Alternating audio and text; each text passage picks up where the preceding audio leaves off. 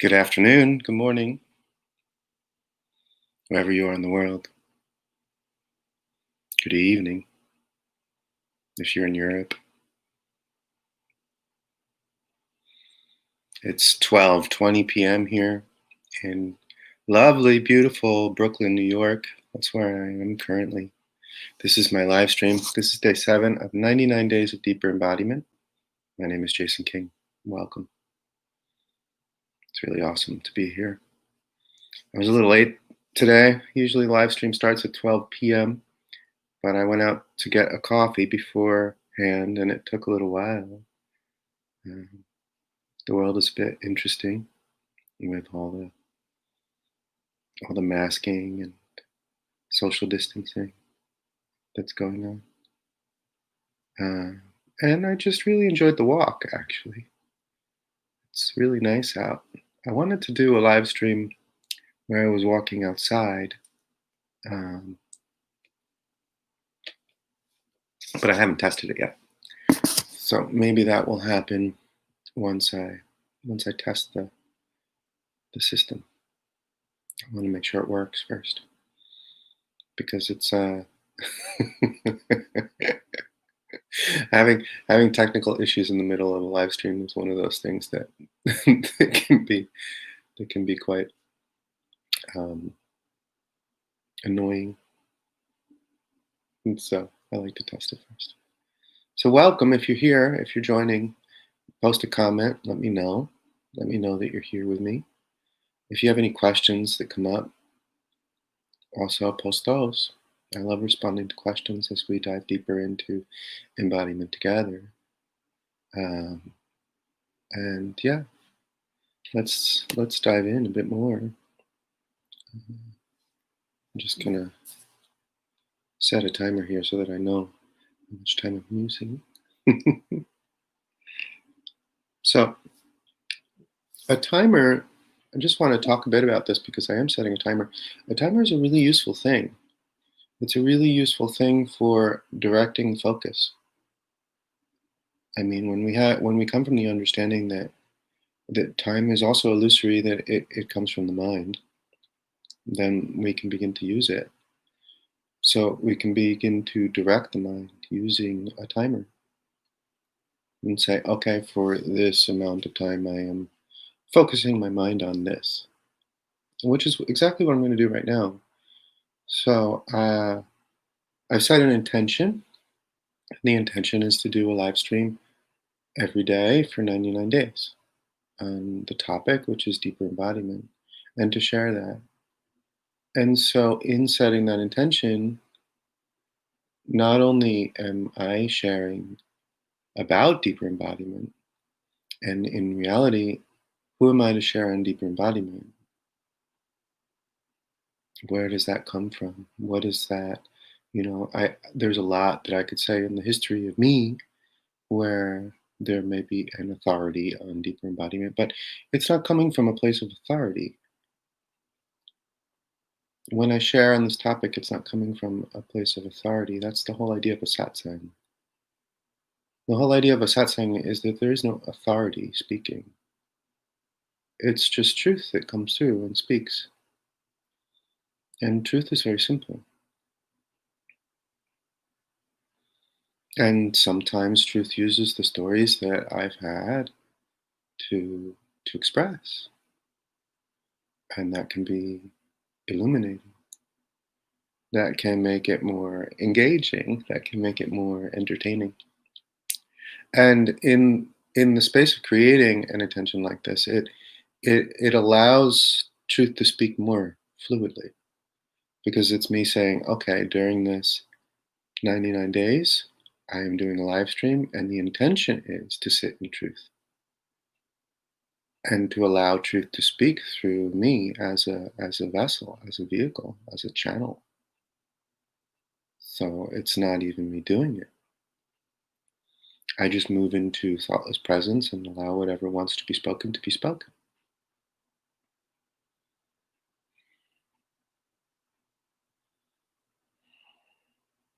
So really the structure of the commitment is what guides the mind into a surrender.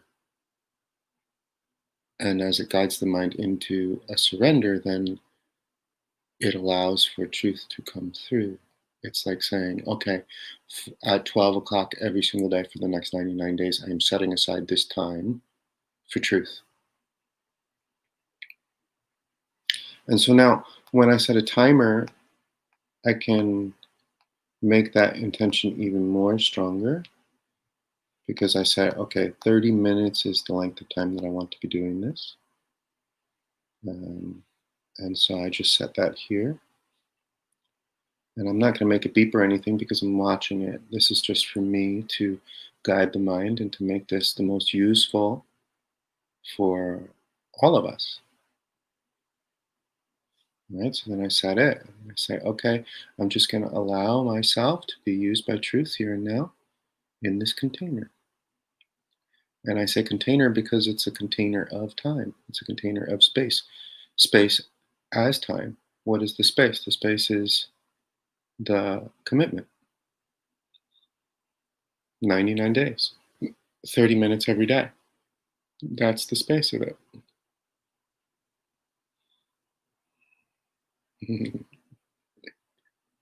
Fun, right? So we can get really creative with this.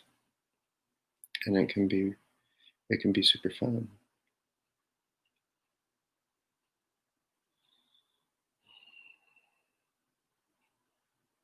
So I was talking to my friend Luis, who I lived with in Peru over the past year. And he set up he had a friend that set up a GoFundMe. And I put that link on my Facebook page because he's been moving through some health issues. And he ended up living with me in Lima because I was supporting him initially in what was coming up for him health wise. And it's been a long journey. Over the course of the past year, he's been doing a lot of inner work with me, a lot of embodiment himself. Um, and yet the health issues are still present. And where he's at right now, there's no economic support. And so that is something that he's looking to open up, the channel of support. And it's interesting because we were speaking about it today, and there was a number of perspectives coming up around it. One of them is that, okay, so you create a GoFundMe and you make the GoFundMe, and what are you saying? You're saying that you need support in that. And so let's take a look at the ideas and the perspectives that are here around that. And feeling into the ideas and the perspectives, it could be felt that um, one of them is, well, I'm not worthy to create and I can't give right now, so I need support.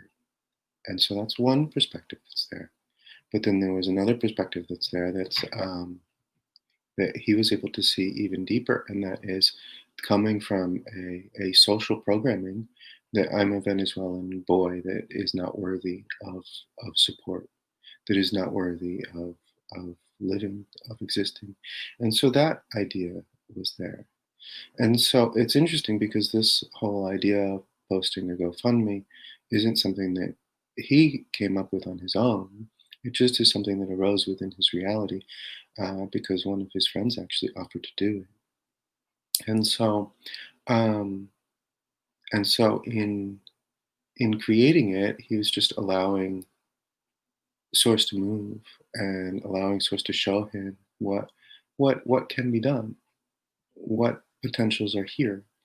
And then it was created, and then he asked me to share it on my page. And so we went a little bit deeper into it to bring more awareness around what is here. And this is what came up, which was the major driver of it. What was moving it is the belief that as a Venezuelan, I'm not worthy of support. I'm not worthy of existing. This was even deeper, an idea that's very, very heavy. I'm not worthy of existing. And so, in doing this exploration, initially it felt heavy for me to share the GoFundMe on my page.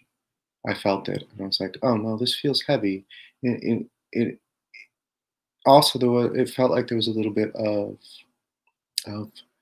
dishonesty in it, a little bit of, well, I'm not here as myself, and I need your help. So um, I could feel that that was there. And that as we did this exploration together, we were able to feel deeper into it, and he was able to feel those ideas, those very heavy ideas of being a Venezuelan and not being worthy, of not being worthy of support of the universe, not being worthy of existing. Then, in feeling that, in seeing that, then it became much lighter. There was a lot more lightness around it, and I was like, "Oh wow, yes, there is worthiness here. You are worthy of support, not just worthy of support, but worthy of existing, worthy of being, worthy of all." Mm. And so, this conversation was arising right before the live stream, which is why I hopped on at 12:15 instead of 12 today. I went to get my coffee, and then this conversation came up. And so I asked him. I said, "Would you like to come onto the live stream today and just share your story? Just talk about your experience and what it's been like to live with me and to work and to get to know me and to get to know yourself through that reflection. Um, and where are you at today?" And so he agreed to come online. However, it won't be happening today because um, I have to learn the technical aspect of inviting someone onto the system that I'm using. I'm using a program called Streamyard, which is quite cool. It's a web program, and so it allows me to stream.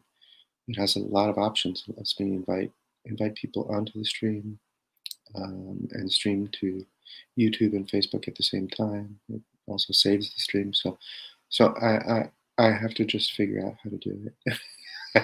Which will be fun. Which is the same thing that I was talking about with figuring out how to stream from my phone outside while using this. But I will do that, and we'll make that happen. And so we can go deeper into embodiment together with guests on the live stream. So it's not just me speaking in this room that I'm subletting here. In this room. Um, so hold on, someone just commented. Let's see here. Um, so I don't have a specific topic to talk about today. We've been really doing really well in meeting what's been coming up together. We're now on day 7, so let me just feel in a bit deeper into what wants to be spoken about here today. As I enjoy this Americano that came my way. Okay.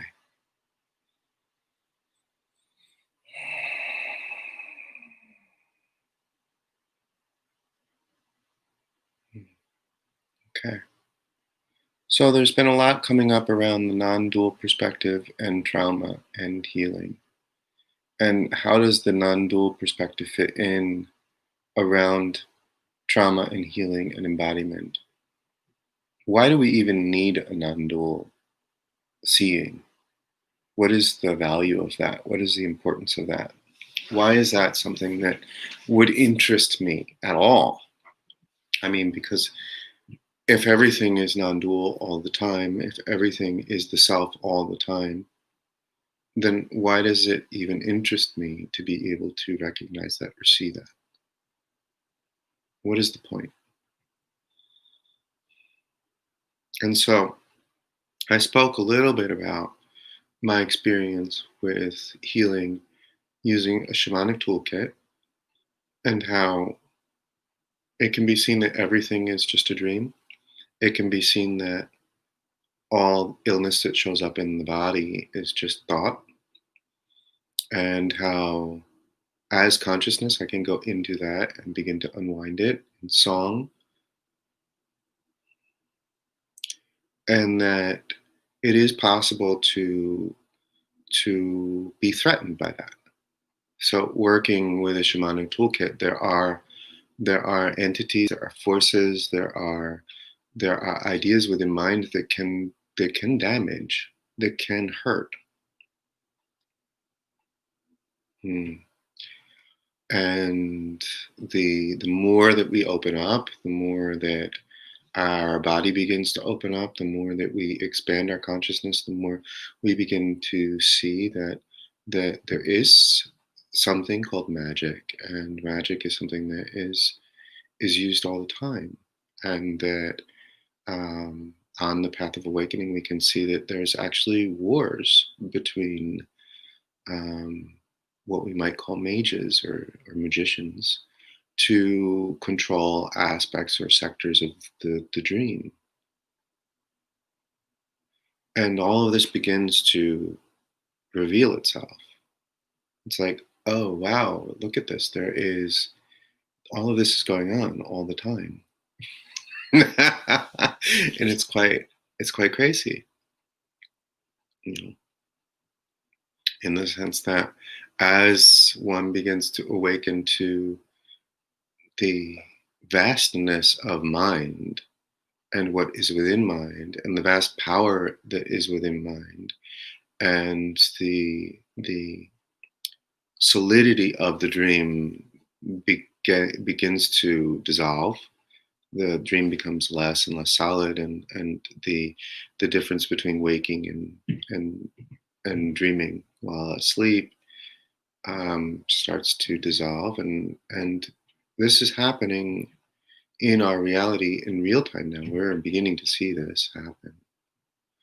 And we're watching a lot of people get in touch with alternate ways of seeing through meditative practices, through the use of substances, through any sort of form of tool that begins to work through trauma.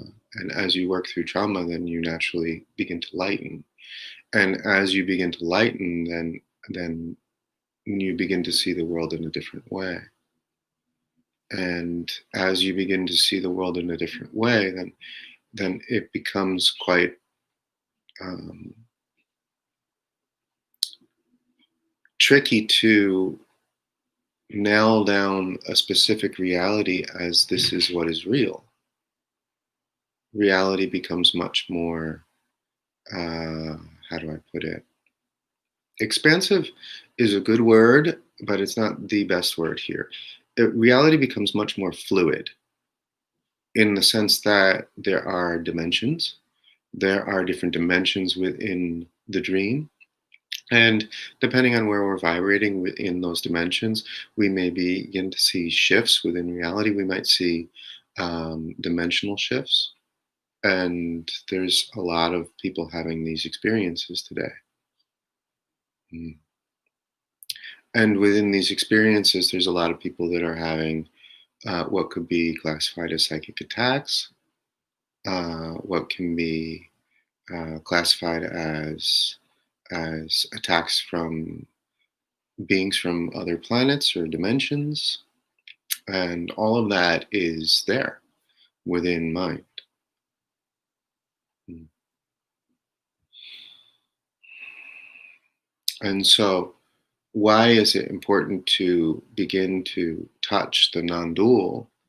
Is because there's so much vastness to the imagination within mind, so much vastness to um, the diversity of imagination within mind, that if we don't touch the non-dual aspect of it and we open up more, then the likelihood of moving into very dark manifestations, very painful manifestations, manifestations that are very frightening or scary is huge.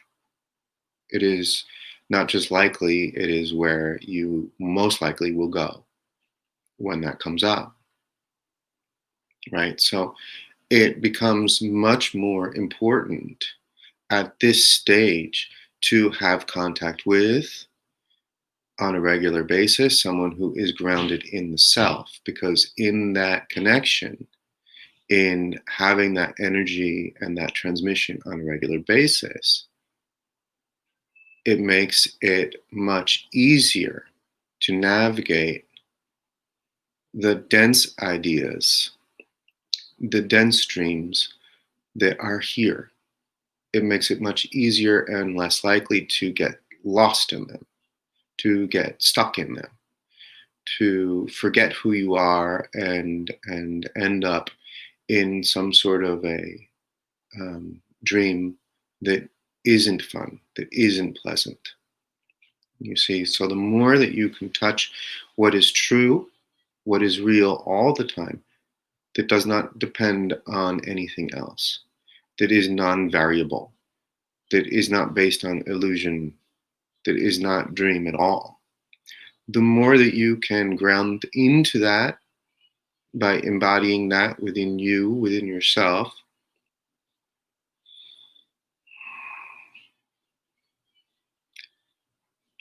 the faster that all of the potentials of very negative and dark dreams move out. They get seen through.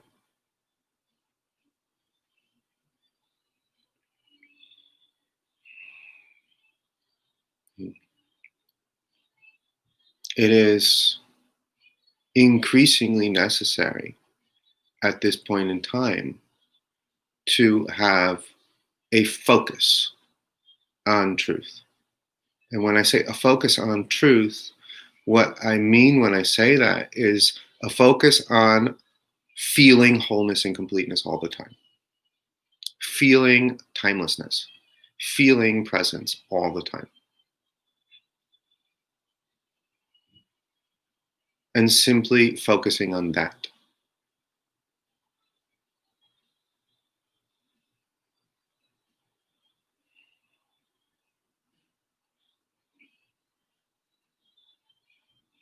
In the early stages of awakening, there are so many nightmares, there are so many heavy ideas, there are so many potentials of getting pulled into very dark places that without a very strong tether, something that holds you to the truth, then more than likely there could be many lifetimes spent having explorations that aren't very friendly.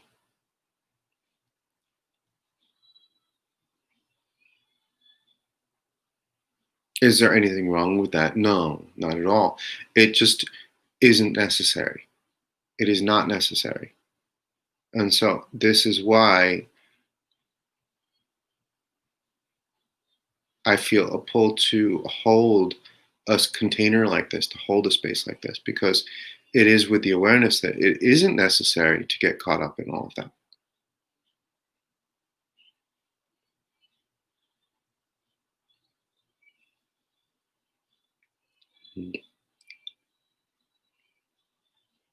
We can come directly to what is true and just stay there. And so a reaction may be, oh, but I want this. I want my trauma. I want to have this experience. I like this. I like having this experience of contrast, of grief, of love and then grief, of lots and lots of grief.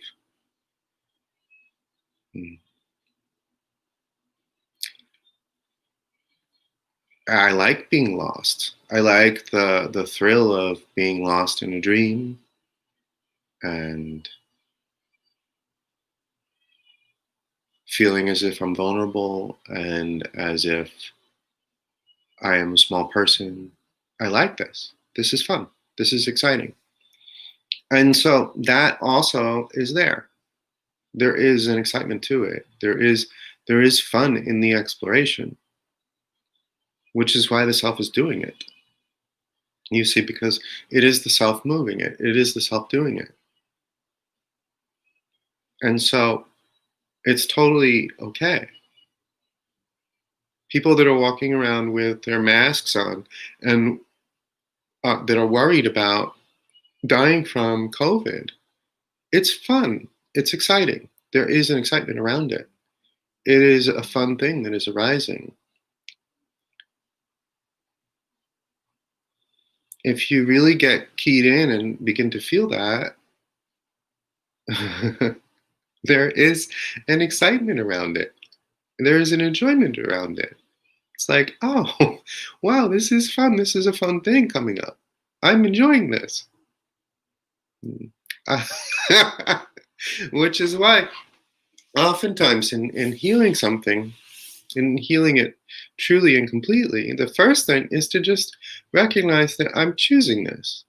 There's something fun about this. There's something exciting about this. There's something that I like about this, that I want about this. And then in wanting it and choosing it and saying, oh, I actually choose this. I choose this experience. I choose this. Then I'm dissolving the separation. Then I'm fully feeling it. Then I'm no longer fooling myself into believing that I don't want it. which is the game. That's the game. Like, no, I don't want to be sick. I don't want to be sick. I don't want this. No, no, no. There's something there that you do want about it. So feel that. Feel that. I don't want this trauma anymore. I don't want to be this person anymore. I want out. No, there's something that you do want about it. So feel that. You do. You do want it. So feel that. And then all of a sudden, in admitting, oh no, I actually do want this, then it lightens. It becomes fun. And you're stepping further into you. There's deeper embodiment there.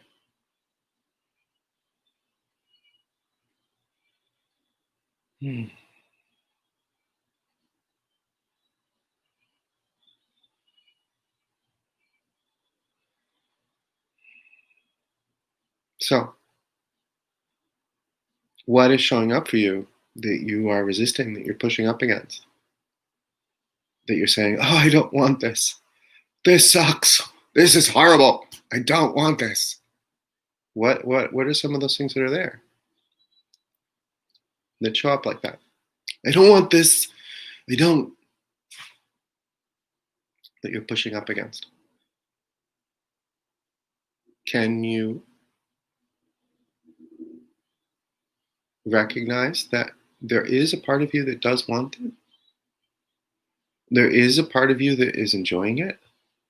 There is a part of you that doesn't want to let it go. Can you see that? Because if you can, then you can move deeper into embodiment here and now. Like, oh, yes, there is a part of me there that does want this experience. Okay, I can see that. Okay, I can relax. I'm not believing the idea that says that I don't want it, because I'm seeing that there's also the part of me that does.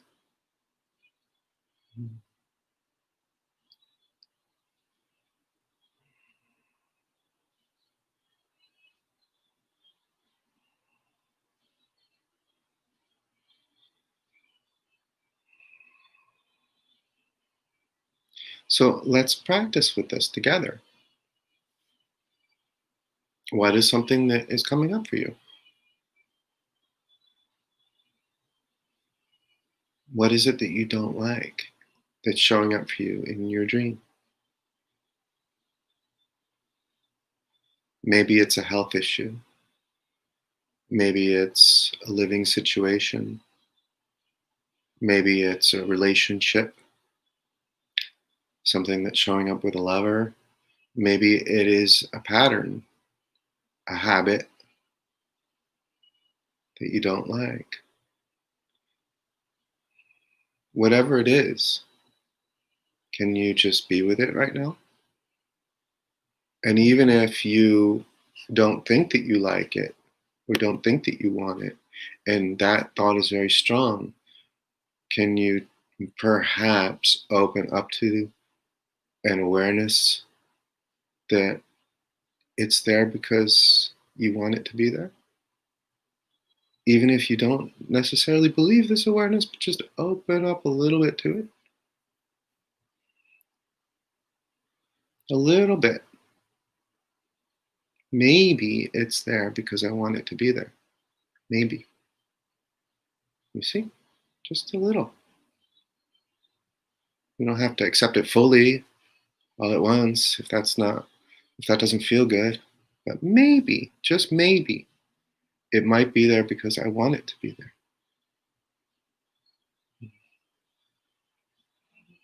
And you see? And now it begins to lighten. Maybe I do want this here. If it's here, maybe the self put it there and it's there for something. You see?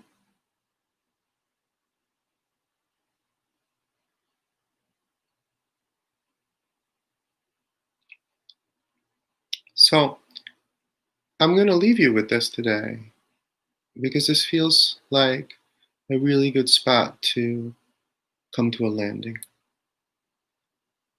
and just continue until tomorrow, seeing what it is that you're resisting, that's there, that you're resisting, that you're pushing against, that you don't like, and opening up to the possibility that maybe you want it there. Mhm. I love you very much. I'll see you tomorrow. Bye bye now.